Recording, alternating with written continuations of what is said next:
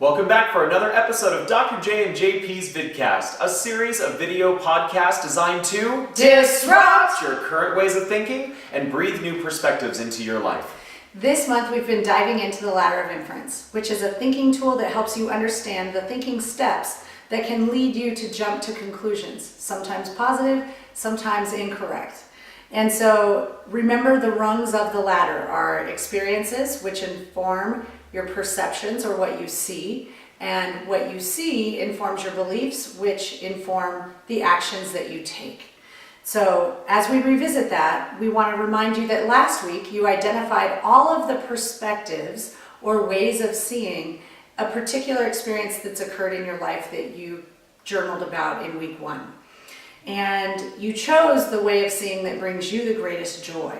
And so today we're going to dive into how those perceptions become a belief that we hold either about ourselves, about others, or about the world. JP, can you walk us through an example of that? Yeah, there's an example that I use often when I'm out mentoring, speaking, and that has to do with an experience that I had in 6th grade. I was in music class sitting with some students, and one engaged in a conversation by asking, "Hey JP, did you ever have a girlfriend in elementary school?" And I thought about it, I'm like, I don't think so. And so my response was, no, I didn't. And what happened is that a lot of the guys started just mumbling like, oh, he didn't have a girlfriend. Right.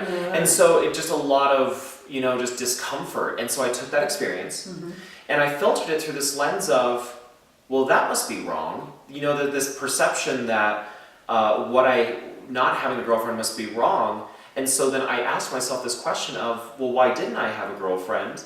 Which informed this belief that because I was, not in a place to date or didn't care to date, that I must not be attractive. And so over time, what happened was when I would be interested in women, interestingly enough, a lot of them would put me in the friend zone.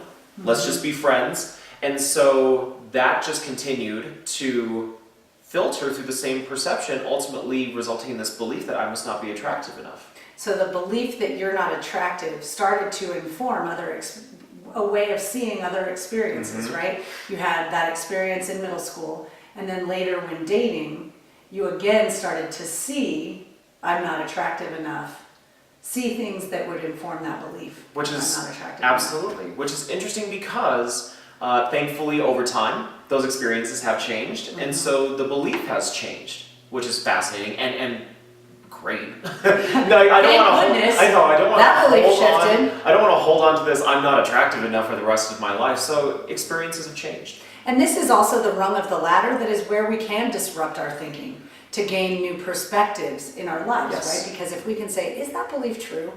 Is it really true that I'm unattractive? And what is attraction? What does it mean to be attractive? That worldview. Like in your heart and soul versus physically in your exterior, like that there's a lot of different ways of being beautiful.